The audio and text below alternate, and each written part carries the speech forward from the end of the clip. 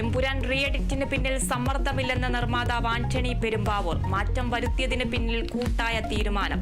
മോഹൻലാൽ അടക്കം എല്ലാവർക്കും കഥയറിയാമെന്നും ആന്റണി പെരുമ്പാവൂർ. വിവാദത്തിൽ പാർലമെന്റിൽ ചർച്ച വേണമെന്ന കേരള എംപിമാരുടെ ആവശ്യം തള്ളി. റീ എഡിറ്റഡ് പതിപ്പ് വൈകിട്ട് തിയേറ്ററുകളിലേക്ക്. ചിത്രത്തിൽ NIA ചിഹ്നം ഉപയോഗിച്ച സംഭവത്തിൽ നിയമ നടപടി ഉടൻ ഉണ്ടായേക്കും.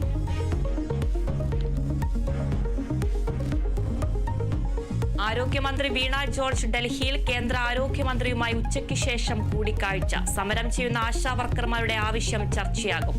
വേതന വർധനവടക്കം ആവശ്യപ്പെട്ട് ആശമാർ നടത്തുന്ന സമരം 51ാം ദിവസം.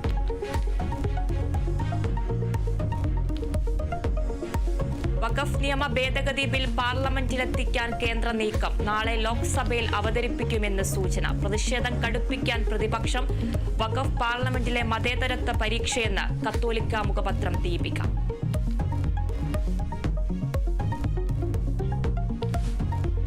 തിരുവനന്തപുരം യൂണിവേഴ്സിറ്റി ഹോസ്റ്റലിൽ എക്സൈസ് പരിശോധന. 20 ഗ്രാം കഞ്ചാവ് പിടിച്ചെടുത്തു. 2 പേർ കസ്റ്റഡിയിൽ.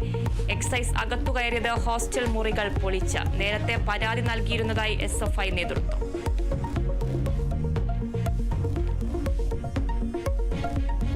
CPIM 24ാം പാർട്ടി കോൺഗ്രസിന് നാളെ മധുരയിൽ തുടക്കം. പുതിയ ജനറൽ സെക്രട്ടറി ആരാകുമെന്നതിൽ ആകാംക്ഷ. MA ബേബിയും രാഘവലുവും എന്നിവർ പരിഗണനയിൽ. കേരളത്തിൽ നിന്ന് കൂടുതൽ പേർ കേന്ദ്ര കമ്മിറ്റിയിൽ ഉൾപ്പെടാൻ സാധ്യത.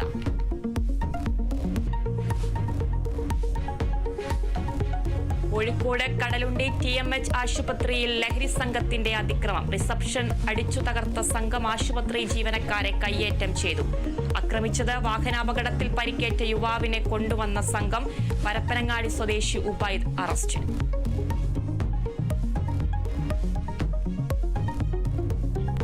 ആഗോള തീവ്ര ചുമത്തലുമായി അമേരിക്ക മുന്നോട്ട്. പ്രഖ്യാപനം നാളെ. എല്ലാ രാജ്യങ്ങൾക്കുമേലും നികുതി ചുമത്തുമെന്ന് ഇളവ് നൽകില്ലെന്നും ട്രംപ്. ഏപ്രിൽ 2 അമേരിക്കയുടെ വിമോചന ദിനമെന്നും പ്രഖ്യാപനം.